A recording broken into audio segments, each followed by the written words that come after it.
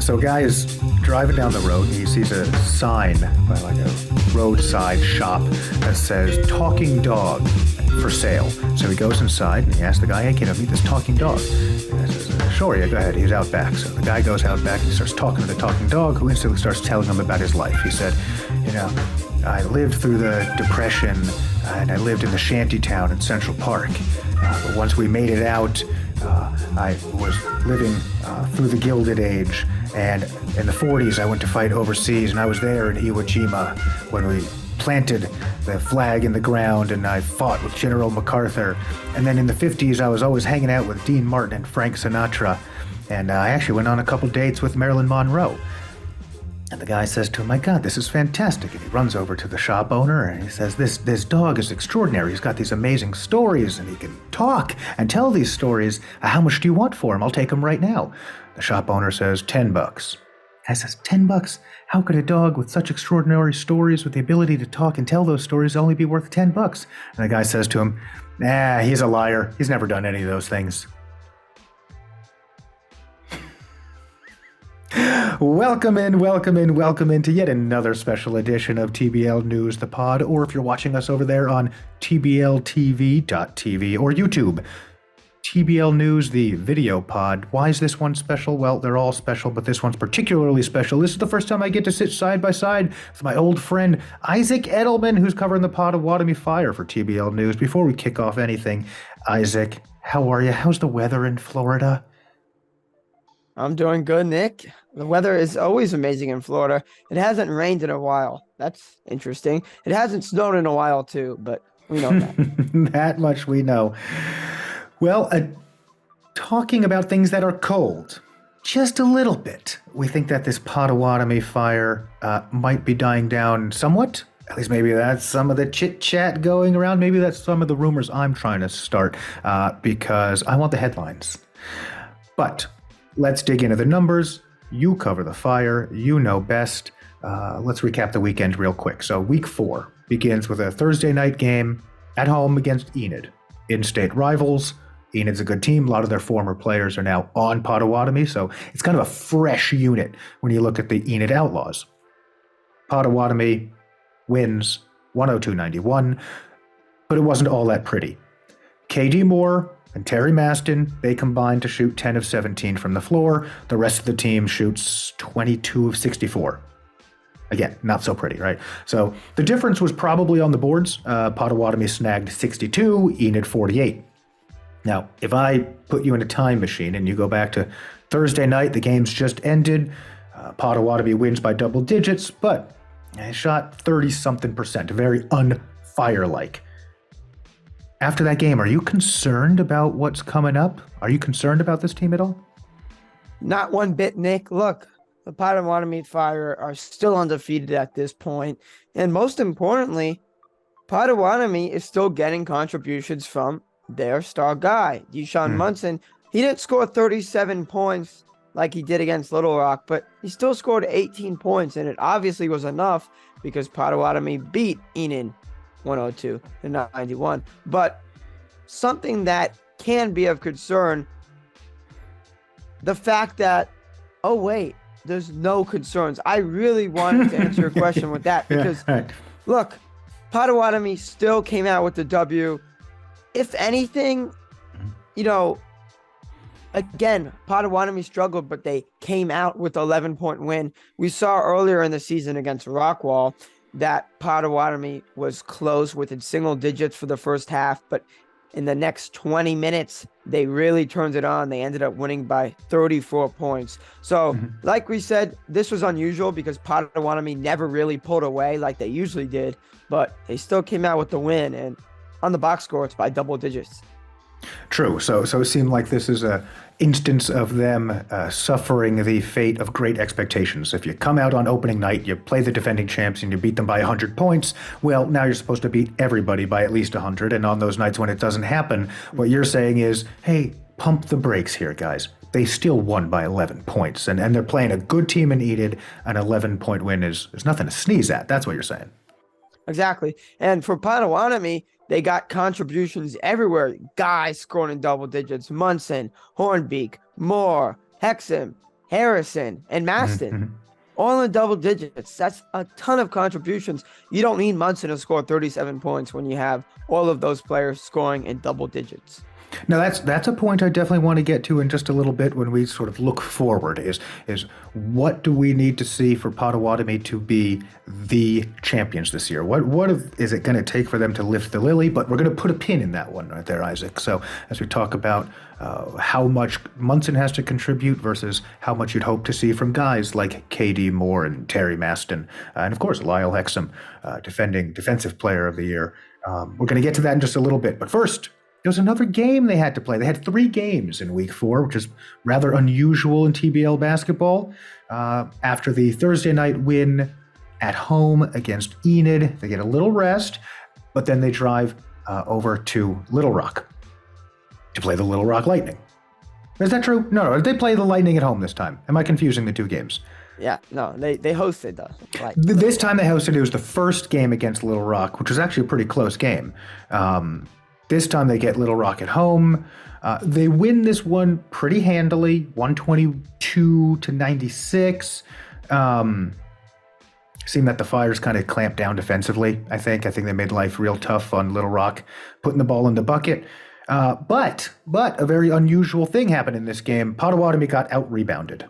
They got out-rebounded 67-52. Doesn't happen very often. Nobody, not Deshaun Munson, not KD Moore, not Lyle Hexum, nobody grabbed double-digit boards, but they still won by 26. Anything in this game stand out to you? Anything that made you say on Saturday night after the Little Rock game, whoa, we better look out for this as we now travel for an afternoon game tomorrow against Enid? Again, like I said earlier, no, not at this point. I mean, the Fire are still getting dubs, and that's really all they need.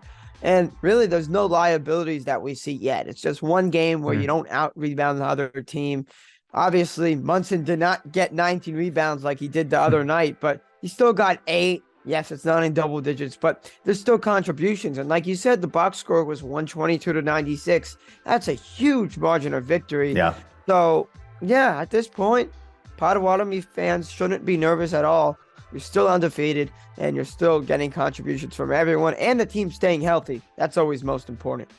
No, that's absolutely critical. That's one of those factors that you just can't prepare for. You know, that's a lot of the reason behind football teams getting good backup quarterbacks. That's why they're still worth a few bucks. My team recently got a pretty decent one, who I'm happy about, but we're not going to go down that rabbit hole. It'll be a long rabbit hole as we're 2 AFC East opponents here on this podcast. So again, we're going to back it up. We're going to get back to our Potawatomi Fire. Now, Isaac, you just told us, no, you're not concerned after that Little Rock game. Well, something happened Sunday afternoon in that Stride Bank Center.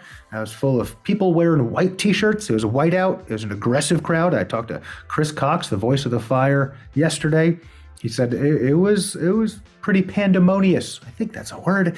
In the Stride Bank Center in Enid, Oklahoma on Sunday afternoon. For the Fire, no regular rotation guy shoots over 45%. Another tough shooting night for the Fire against Enid. Chuck and Deshaun, they combine to go 6 of 22. Let's keep it simple. Isaac, what happened? Well, you can't shoot well every night. Maybe you can. I mean, the Potawatomi Fire always are on fire. No pun intended. Yes, pun was intended. Anyway, intended. The point is the Potawatomi Fire suffered their first loss of the season, and obviously the numbers do not look great. But again, even the best teams in sports do not play on fire every night. Even though the Potawatomi Fire will have the name Fire every night, this one was a little bit of a story. Back-to-backs are unusual in TBL. But this wasn't just a back-to-back. It was a traveling night on a back-to-back, meaning that Potawatomi hosted a game against Little Rock the night before, but then they had to travel to Enid in Oklahoma the night after. So obviously Enid had more rest, and Potawatomi could not focus on Enid because they had to focus on beating Little Rock the night before. Meanwhile, Enid could focus on Potawatomi for a few extra days. So look, I wouldn't be concerned if I'm a Potawatomi fan, but I would like to see more consistency. Obviously, Munson, 30% from the field. That's a concern. Guy, Mhm. 25%. I mean, those numbers are just not good. And yes, a good excuse is you're traveling, but Mhm. Potawatomi will be traveling a lot the rest of the season. So I would fix up on that. But again, it was only Potawatomi's first loss. Let's see how they rebound after a loss because we haven't seen that just yet. Right. We haven't seen it. We haven't seen it all season. As you said, this is their first one. And now they got a real challenge ahead of them. They get some rest. What'd you say when we were preparing for this? They get 5 days rest, right? Yes. So they get 5 days of rest, and then they face two top teams in the Central. Right now, I think Shreveport is also 6-1, just like Potawatomi is. Of course, the Fire currently hold the tiebreaker from the opening night win. Somebody that they haven't faced yet is the Wichita Sky Kings. They're 7-1. They got a lot of Division I talent on that team. There's not a ton of tape on them yet, so I'm not going to put you on the hot seat and say, how do they dismantle Wichita? We don't even need to dive into the details of what do they need to do against Shreveport. Isaac, is Potawatomi the type of team that goes about as far as Deshaun Munson can take them? Or are there other elements to this team that can release and relieve the pressure off of Munson, and they can make a run at the Lily, even if he is going for 18, 8-8 instead of 37-19? Or does he need to score 37-19 with 8, 9, 10 assists in order for them to be a championship caliber team? Let's not talk about winning a lot of games. Let's talk about winning that title. Does Deshaun need to be a superstar every single night? He doesn't need to because there's so much talent on this Potawatomi Fire team. But if he's able, if he's healthy, surely the Fire are going to want him to put up those large numbers because why not win by 15? Why not win by 20? That's always better than winning by 2 points. So again, Shreveport, I do want to see Munson put up huge numbers again. And it's not asking for a lot. Munson won MVP last year, so he does have high expectations. And believe me, he loves playing with pressure. I don't think he needs anyone else on the Fire to relieve the pressure off of him. But look, as long as Munson's on fire, the Fire will win games, and that's all they need to do. Obviously, the regular season is not as important as the playoffs. As long as they win in the playoffs, they will be fine. But look, the regular season is the regular season for a reason. You want to stack up as many wins as possible. And to be honest, Nick, it does start off with Munson. You know, it makes me think about the 10 or 15 minutes I spent talking with Deshaun in the preseason. During that time that I spent with him on an early iteration of TBL News the Pod. I don't even know if we had a name yet. Times are moving real fast over here, Isaac, but this seems like a long time ago. But it was the preseason, and Deshaun said one of the things that he's really looking forward to about Lyle Hexum coming to the team was that it would relieve a lot of pressure. It would not require him to have to put up a triple-double every night. Maybe I'm picking apart what you're saying with too much of like a newspaper editor's hat on. Like I want the big headline, like I mentioned before. Do you think that Deshaun Munson should shoulder that burden once again? And maybe he's not the type of player that wants to feel like he's got too much help. And maybe he's got that Mamba mentality where he wants to be a killer night in and night out. And a game like this last one against Enid, where he's not the killer? Do you think a little bit of that pressure relief is actually bad for him and therefore not only impacts his performance, but his team's ability to win?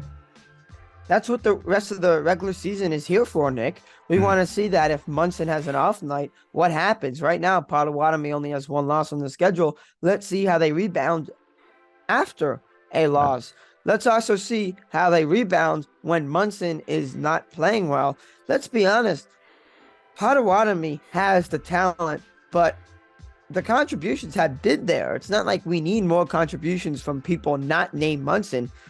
I just think Potawatomi needs to keep winning. If they keep winning, it doesn't matter what happens with Munson. Munson's going to put up very, very talented numbers, whether you want it or not. But we do need to see this Potawatomi team keep on grabbing W's. They're used to grabbing W's, but they're not used to grabbing losses, and that's what just happened. So they're going to face a very tough Shreveport team who they already beat the first game of the season, but the first game of the season just started. It's almost a different season, right? You can't take a lot out of the first game. And the one thing you can take out of it, though, is that first game, Potawatomi was on the road. They will be at home at Little Rock, and they're undefeated at home. So there's that.